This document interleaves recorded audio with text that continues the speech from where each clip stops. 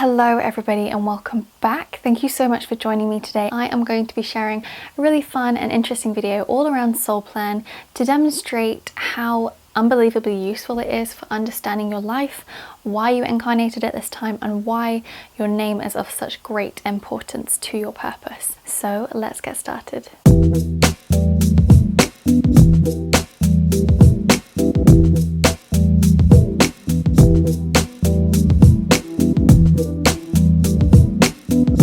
So I want to center this video around understanding the relationship reading aspect of Soul Plan, as well as understanding how your name is of importance and how it can show the challenges that you're facing and how they can sometimes be very karmic and how they come through and how they can impact you on a physical level as well as on a spiritual level. So I have created a name just out of thin air, and it took me a really long time because you cannot know what energies are going to come up in a name unless you calculate the chart. So I actually guessed or made up like about 50 names and I finally found this name. And so this is just a name I've made up. There is no connection to anybody in real life. If anyone does have this name, then that would be really cool that I've made up a name that exists, but also this is not connected to anybody in any way, shape or form. And the name I've chosen is Henry John Peake. What I really wanted to demonstrate with this name, Henry John Peake, is two things. And the first thing is that some people do have the same name, and there can be two reasons for this. Firstly, they can be named after a parent or a grandparent or a caregiver. And secondly, some people just naturally have what is known in society as more of a common or generic name. That could be the surname, for example, Smith in Western world, but especially in the UK, that's a very common surname. Or in terms of a first name, for example, obviously first names go through a stage of popularity. So for example, I went to school with a lot of Emilys, a lot of Sarahs, a lot of Jessicas, and also a lot of Georges, a lot of Jameses, a lot of Johns. Those are just names that are quite commonplace, especially within the UK and the Western world.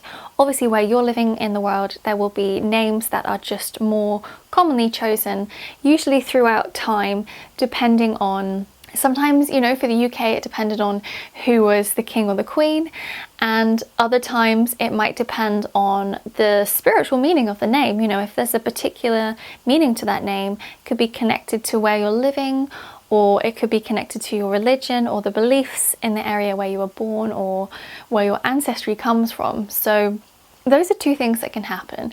And for this video, I want to focus on what happens if you have the same name as a parent or another family member. And this is so cool. I love this. Literally, I'm such a geek when it comes to Soul Plan. So yeah, like just get comfy and settle in, because I think this is going to be really interesting just to demonstrate how useful it can be. And partly I was inspired to make this video by my friend Cece, so thanks Cece, but she was asking me about what happens if two people have the same name. What does that mean? Does that mean they have the same chart, the same experiences? And the answer is yes and no. More towards no than it is towards yes. And that's because even if you have two people with exactly the same name, it's likely that they will firstly have chosen to have different experiences when they incarnated, and secondly there'll be an element of their social, economic, etc. Status or experience or how they're brought up. You know, two people could have the same name, so it could be two boys in the same school have the same name, but it actually might be that they have one parent that's quite wealthy or one family that's not so wealthy, and it could be that there could be so many factors, to be completely honest with you, but there will be a factor of how your parents bring you up, what they deem as important, what they focus on. You know, you could have one family that's really focused on sports, and that could really have an impact. One family that's really focused on performing arts, that could have a different impact. So there will be different socioeconomic factors that will potentially influence how your chart plays out, but the deeper essence of what the energy is will obviously have a core strong theme, and I want to just demonstrate that with this. So I've come up with Henry John Peake. Who knows who he is, but what I can tell you is what he would be like energetically from what I can read from his chart. So I'm going to demonstrate his chart here.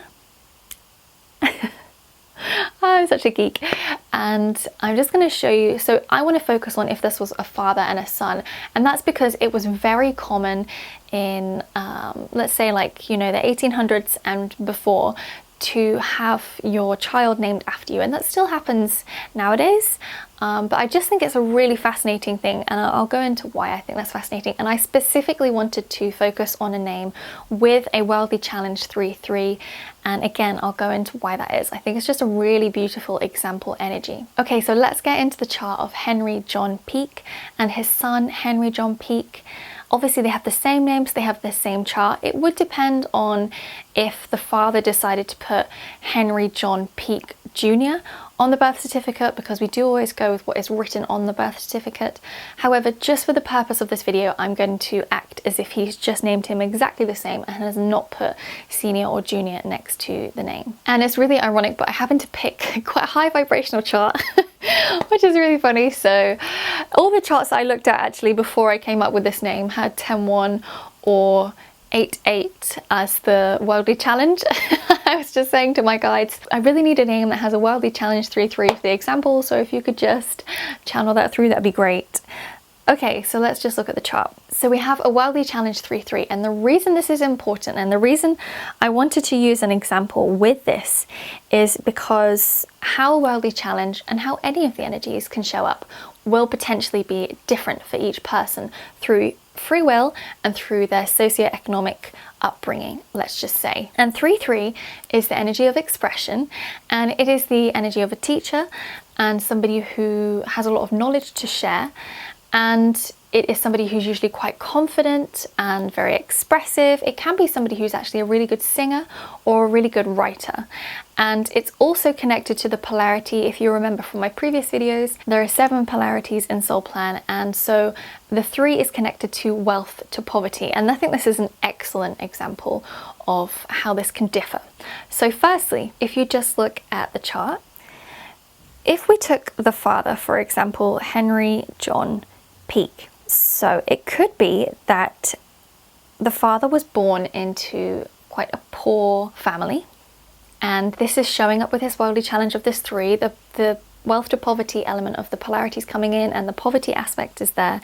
And it could be that he was born into difficulty, into, you know, having to really struggle for money. I'm going to just use a really classic example, and I don't want to stereotype, but this is just the first thing that's come into my mind. But let's say his father was a miner and worked in a coal mine, and they were quite poor and they really struggled. And so Henry John Peake grew up experiencing poverty, and it really gave him the drive that he needed to decide that he didn't want to live the rest of his life in poverty, that he wanted to better his family name. And so he decided, actually, what I'm going to do is I'm going to leave the coal industry and I'm going to try something else. I'm going to branch out into something else. And maybe he was an entrepreneur, maybe he, you know, became a stall holder and then became quite good at marketing, and then maybe he bought some property or some land and started selling things. Just some examples, but let's say he becomes a landowner and therefore he becomes quite wealthy. So this shows that Henry John Peake has worked through an aspect of his Worldly Challenge 3-3, because he's moved through that polarity, he's gone from that poverty towards that wealth.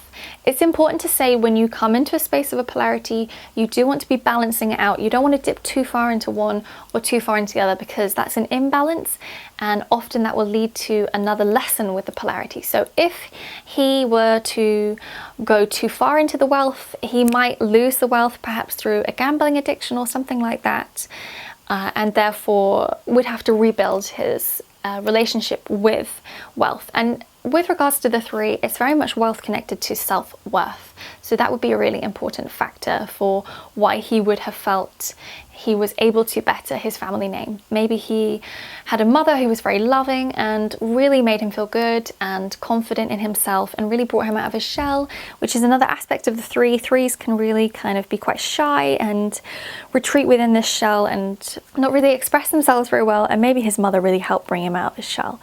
This is just what I'm sharing from this. So let's say he became successful. Henry John Peake became successful. Now, the thing to mention is typically we expect somebody to move through their worldly challenge, to overcome it and turn it into a strength by or around the age of 35. And that's usually because then they have some kind of awakening and they step into their spiritual. It's usually just when they've matured and they've moved through that challenge. That isn't a blanket rule so much. Everybody is different. Some people wake up earlier and take longer to go through their challenges and turn them into strengths. Other people wake up earlier and get through their challenges really quickly, and it will really depend on the individual and the person and their circumstances and their inner drive. But for the sake of this, let's just say Henry John Peake overcame his worldly challenge, and let's say he did it before 35, only because in my mind I'm visualizing somebody from the 1800s, and they lived shorter lifetimes, and therefore there was a drive to achieve things quite quickly and, you know, to get married younger, to have a family younger, to be successful or get into a business or a job a lot sooner and a lot younger, because their lifespan was so short. So in my mind, Henry John Peake is very much overcoming or has overcome his worldly challenge. He stepped into the wealth aspect and he's now acquired some land. He's built a really nice country home, and he has children with his wife when he gets married, and he decides to name his eldest after himself, Henry John Peake. Now, I think this is really interesting because firstly, if you go through and step into a successful aspect of your chart, if you really embody your energies positively, if you overcome your challenges and you consistently keep them as a strength, then there's an element of ancestral success, shall we say. That's the best word I can think of right now. And in a way, that allows you to transfer and share some of that within the generations to come beyond you. So if we think back just for a moment to the 14, 15, 1600s, and we think of successful families, they very often did name their eldest son, at the very least, after the father, and therefore usually that family name had this kind of karmic success stuck around it energetically, and so they perpetuated that wealth. And I do think that's partly why we have some families who have maintained their wealth within society, because just one or two people within that family lineage were able to overcome a challenge, turn it into a strength, and turn it into a talent that allowed the family to maintain a level of wealth and success in a hierarchical sense within society.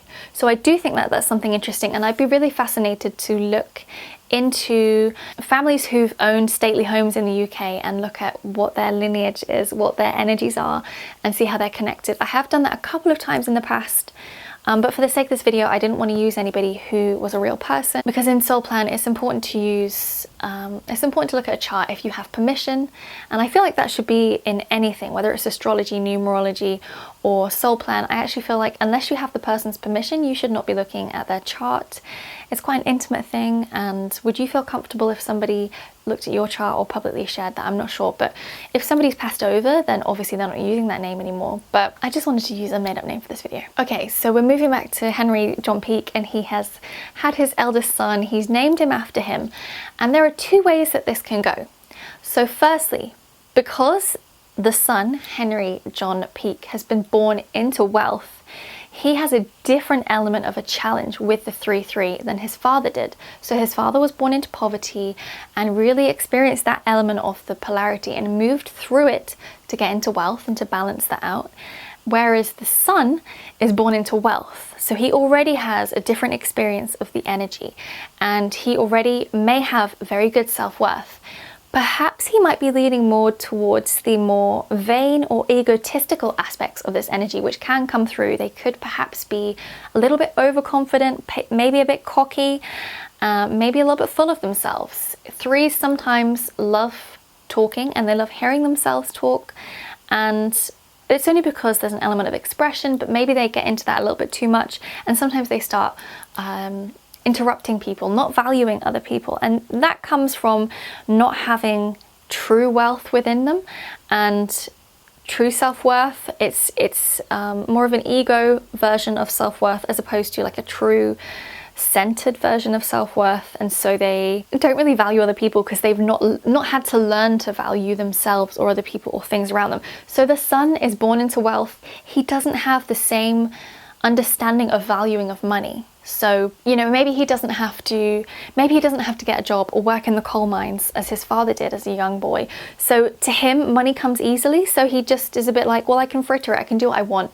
So perhaps the son would actually be experiencing the challenge more as learning to be humble within that wealth and learning to have true self-worth and to not come from this vain, egotistical space, but to actually really value himself for what he can offer to the world and also valuing other people around him. And therefore, what could happen with the son is he could actually become addicted to spending money because he just sees it as money comes so easily to me. Money is just surrounding me that I don't need to worry about it. I don't need to save it. I don't care. Maybe he doesn't have the same drive as his father did to bring success to the family name because he's just thinking, it's already successful. What do I care? I'm rich. Everything's all right for me. And maybe he does have a gambling addiction. Again, I'm picturing somebody from like the 1800s. They would have gone to play, you know, cards, and they definitely would have gambled things away and gambled very large sums of money. And again, he might be somebody who really has a taste for wine, as they did back in the day, or fine clothes, or travel. And so maybe he starts to squander the money and have less of a respect for it than his father did. And maybe what he would actually do is lose some of the family wealth. He might not lose all of it, because if you actually look at the rest of this chart, he has a worldly goal of 21-3, so he is bringing that 3 back in. So technically part of his goal is about balancing the polarity, balancing how he expresses himself. So I feel like I've got this person down to a T. If you have this name and you're watching, obviously you don't live in the 1800s unless you've learned how to time travel, but I'd be interested to know if you've had any experiences like this. Probably not as extreme, because I'm really looking to quite a past experience. But he does have that goal of the 21-3, so it is within him energetically to come back into a space of balance with that polarity. So I would foresee that there was a bit of a loss of wealth with this person. They got a bit cocky, a little bit silly, and they almost, I get a sense of them holding their hand out and money just like falls out like water. Like they just spend money so easily because they feel like it comes easily to them. And I do want to say it's really good to have a mindset of money flows easily and freely to me, as long as that mindset is backed up with, and I am able to spend it and save it in a balanced manner. It's great to manifest things, but if you aren't able to value them and respect that they've come to you, you're probably going to let them go or lose them a bit too easily.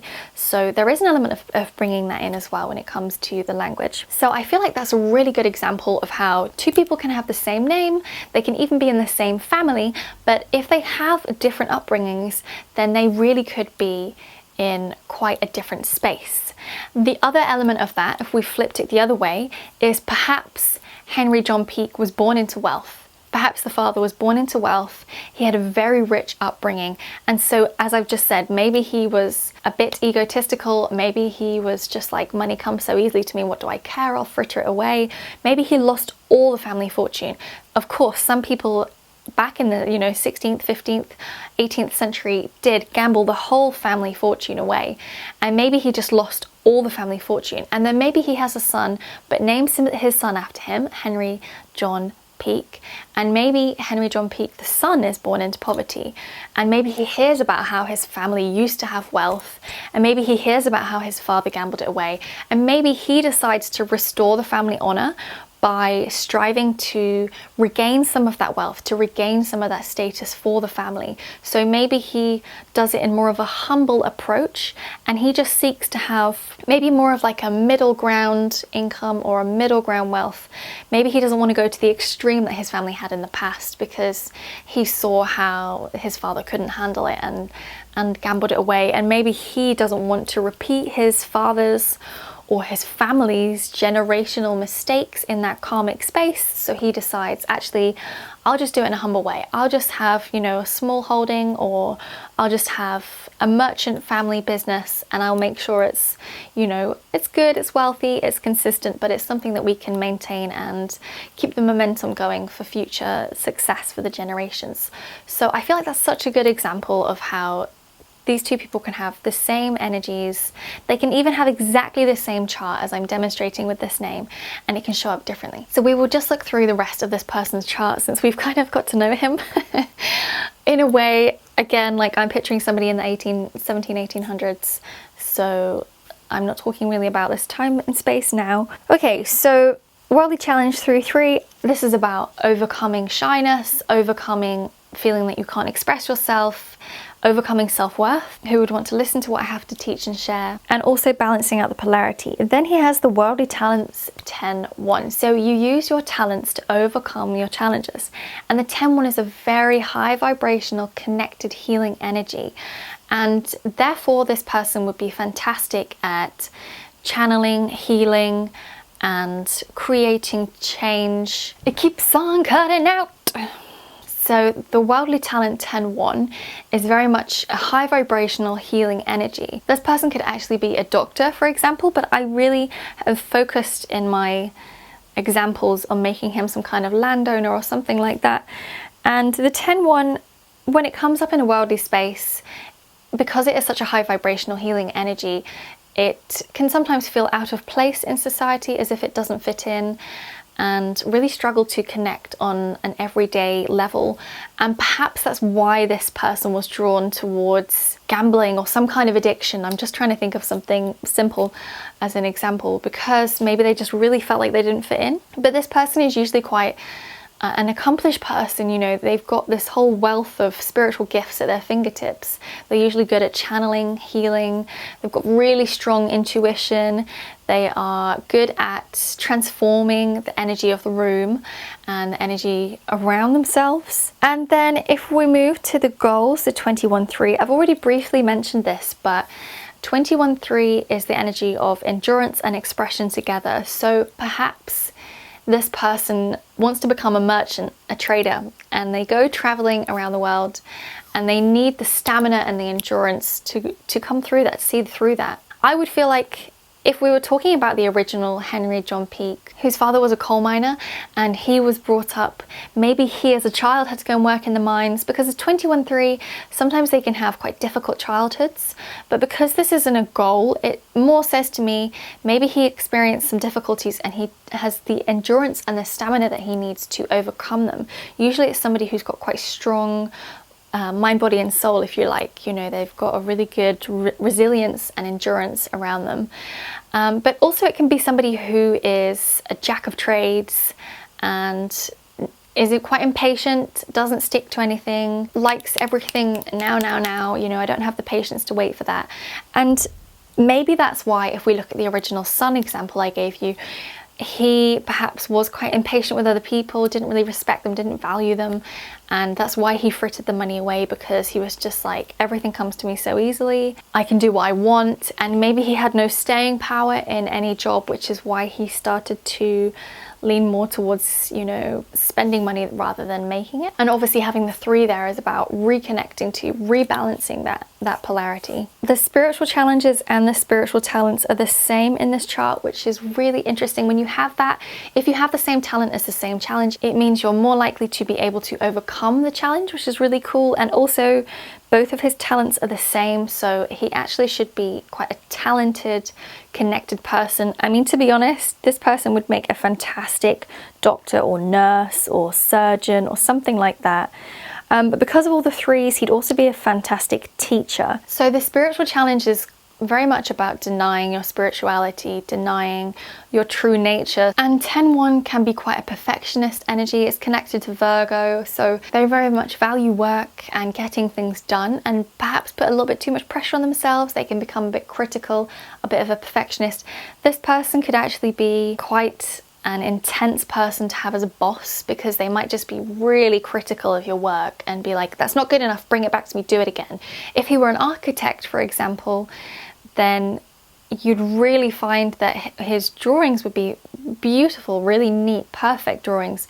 But if you worked for him in the firm, he would probably send you back and say, that room, the dimensions aren't good enough, or that column isn't, you know, Gothic enough, or whatever. Like, I don't know much about architecture, so don't quote me on that. But yeah, he would just have this potentially very critical element as the challenge, but then as the talent, he would be somebody who would be really good at expressing himself, really inventive, have, you know, a really high frequency around him, an excellent healer, quite a well-balanced masculine and feminine energy within him. And then the spiritual goals are the 11-2, and the soul destiny is the 11-2. So we actually don't have many energies in this chart. It's very much 3, 10-1, 11-2. Even though the energies within this chart are mostly combination energies, they are still quite set in what it is this person wants to achieve. And what's really interesting about this chart as well, if you notice, is that the bottom 3 energies are all the same, and they are all very high vibrational frequencies. And that's really interesting, because if you think of it almost, I like to visualize the chart as if it were a person, then almost like his legs are actually very spiritual, which I know that sounds really weird, but what I mean is there's no grounding energy at the bottom. There's nothing to pull him down. In fact, he doesn't really have any grounding energies. He doesn't really have any grounding energies at all in his chart. So this person could actually be really ungrounded, really all over the place. And it does say to me there's an element of bringing spiritual energies into and down to earth, but he's not able to ground it, so he could be a little bit all over the place, especially with that worldly goal. He could just be really that jack of all trades, bit all over the place, such a perfectionist that he actually can't create anything, and really not valuing himself or other people. So the spiritual goals are definitely about creating something that's long lasting. So maybe he is an architect, maybe there is something coming in, because usually with 11-2 goals, it's about creating something that's going to last. Specifically in a spiritual goal, it would be more about bringing through a new system, which, for example, it would be about like bringing through Reiki, or bringing through theta healing, or bringing through soul plan, for example. However, I'm focusing on this person as being somebody who's quite practical and or academic, and as opposed to being quite spiritually minded. And so he could bring through or expand upon a new philosophy, especially if he wanted to tap into a spiritual thing, because he's got the 3-10-1s. He'd be fantastic at that. However, I feel an architect, I feel columns, I feel statues. Maybe it could be indoor or outdoor. He doesn't really have any energies that connect to outdoor, and I'm seeing columns with this person. Again, this isn't a real person, unless it is, but I'm really seeing, you know, like this, I think it's the 18th century, you know, really fancy wigs that men used to wear, like the really long, I'm thinking like Capability Brown type wig, you know, like really long curly grey wig, and, you know, the fancy outfit with the fluffy collared neck and the long sleeves, and, you know, the pristine white shirt. And what's interesting about the spiritual goal and the soul destiny being the same is it's really asking for some resilience, and maybe there's a need for resilience because he has 3-10-1s, because 2-10-1s are indicative of an alien or a starseed soul, and 3-10-1s are an indication of a master soul. So he's a master and an alien soul coming through, and I just wonder if maybe he's got to the top of his game. And yeah, I think maybe he'd be like the owner of an architect firm or something like that. You know, I'm thinking of somebody who would design stately homes for other people who have stately homes, and you can charge a lot of money back then for things like that. People would pay a lot of money to have a really grand stately home, either with like a Gothic look or like quite a Romanesque look. Do you know, like maybe he did a bit of traveling and traveled around Europe and then realized, I love the architecture, I'm going to train as an architect. And that's how he balanced out his wealth and came into that space within the 3 energy. I find that really interesting, actually. So the 11-2 is actually the energy of structure, assimilation, and harmony. So it's bringing a bit of harmony to what he's doing, bringing a bit of beauty. Again, the 11 is connected to the planet Venus. Obviously, that's the planet of beauty and love. So again, that's why I'm seeing somebody who's designing something physical and bringing some beauty into the world. And I think because the 11 and the 2 are double polarities, so the 11 is the polarity of life to death or loss, and the 2 is the polarity of wisdom to folly. So maybe he's been a bit foolish with his worldly challenge. Maybe he's run around, you know, gambling money away and treating people badly. And then he's realized he needs to buck his ideas up, and he's come into a space where he's, okay, I need to bring my wisdom, what I've learnt, what can I share? Maybe he did go to Europe, spend a year or two traveling and training and working with other architects across Europe, and realized that's what he wanted to do, and came back to the UK and thought, right, I'm going to design some stately homes, starting with my own. And then, you know, kind of like, come and look at my house, this is fantastic, would you like to have a house like this? Just hire me for all this money. And so he's coming into a space of wisdom. He's learned what he needed to. Maybe he's embodied his worldly goal, and he's able to really know his purpose and really step forth in that and have the endurance and the stamina that he needs to undertake a project like building a huge stately home. So I'm thinking of like Chatsworth and Montacute House, and my brain has gone blank.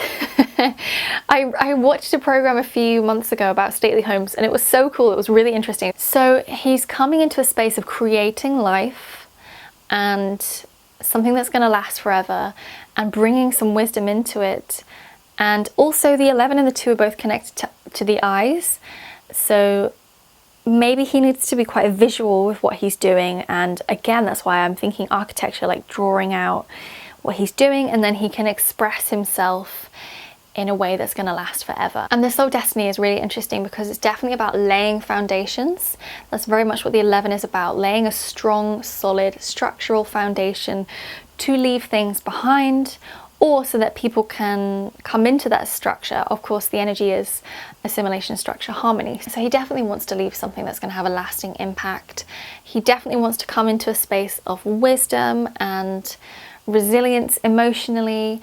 And again, the 2 is connected to the right eye, and therefore it's about having this kind of bird's eye perspective, which again would be fantastic for drawing architectural plans and designs. He was working in a coal mine, he was becoming a merchant, and now I've turned him into an architecture. But again, an architect, oh god, my brain. But I think this is just a really good example of what can be experienced, how a chart can tell a story, how you can have generational and karmic elements to your challenges, and to understand how useful Soul Plan is. Like, it's just so useful to understand yourself and to understand what you're here to experience and the story of your life. So I think I literally find this so fascinating. Like, I could talk about this forever, basically. So if you're listening to this and you're thinking, I don't know my soul plan, but I would love to understand why I've incarnated, why I'm here, what's going on in my life, then I will put all the details that you need in the description box, so you can book a session and we can have a reading and you can understand your chart and just move from a space of deep clarity and peace and knowing, because it definitely helps you to overcome your challenges if you're aware of them.